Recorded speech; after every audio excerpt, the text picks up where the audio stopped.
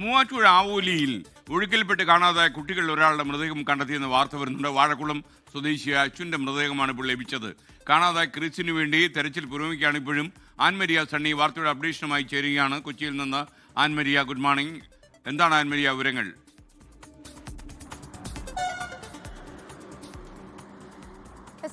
Good morning. ഇന്നലെ വൈകുന്നേരമാണ് കുളിക്കാൻ വേണ്ടിയിട്ട് രണ്ട് കുട്ടികൾ, അതായത് അശ്വിൻ, ക്രിസ് എന്നിവർ ഈ വള്ളിക്കടവിലേക്ക് ഇറങ്ങുന്നത്. ഇതിനിടയിൽ ഇവർ ഒഴുക്കിൽപ്പെട്ടു പോവുകയായിരുന്നു. തുടർന്ന് സ്കൂബ ടീമും അതോടൊപ്പം തന്നെ ഫയർഫോഴ്സിന്റെയും പോലീസിന്റെയും ഒപ്പം നാട്ടുകാരുടെയും എല്ലാം നേതൃത്വത്തിൽ തെരച്ചിൽ ആരംഭിച്ചു.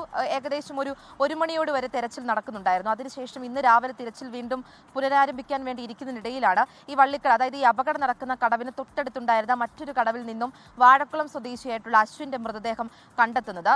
ഈ മറ്റൊരു കുട്ടിയായിട്ടുള്ള ക്രിസിന് വേണ്ടിയിട്ടുള്ള തെരച്ചിൽ ആരംഭിച്ചിട്ടുണ്ട്. രാവിലെയോടുകൂടി തന്നെ ക്രിസിന് വേണ്ടിയിട്ടുള്ള തെരച്ചിൽ ആരംഭിച്ചിട്ടുണ്ട്. ഈ വള്ളിക്കട, അതായത് അപകടം നടന്ന കടവിനും അതോടൊപ്പം തന്നെ അതിന്റെ മറ്റു ഭാഗങ്ങളിലേക്കും തൊട്ടടുത്ത് മറ്റൊരു കടവും കൂടിയുണ്ട്. ഈ കടവ് കേന്ദ്രീകരിച്ചുമൊക്കെയാണ് സ്കൂബ ടീമിന്റെയും അതോടൊപ്പം തന്നെ ഫയർഫോഴ്സിന്റെയും ഒക്കെ നേതൃത്വത്തിൽ തെരച്ചിൽ നടക്കുന്നത്. രണ്ടുപേരും +2 വിദ്യാർത്ഥികളാണ്. കേറ്ററിംഗുൾപ്പെടെ, അതായത് അവധിക്കാലം ആയതുകൊണ്ട് തന്നെ കേറ്ററിംഗ് സർവീസുകൾക്കുൾപ്പെടെ പോകുന്ന കുട്ടികളാണ്. ഇതിനുശേഷം മടങ്ങി വരുന്നതിനിടയിൽ കുളിക്കാൻ വേണ്ടിയിട്ട് ഇറങ്ങിയപ്പോഴാണ് അപകടമുണ്ടാകുന്നത്. എന്തായാലും ഒരു കുട്ടിക്ക് വേണ്ടിയിട്ടുള്ള തിരച്ചിൽ വീണ്ടും ആരംഭിച്ചിട്ടുണ്ട്. ആൻമരിയ സണ്ണിയാണ് വിവരങ്ങൾ നൽകിയത്.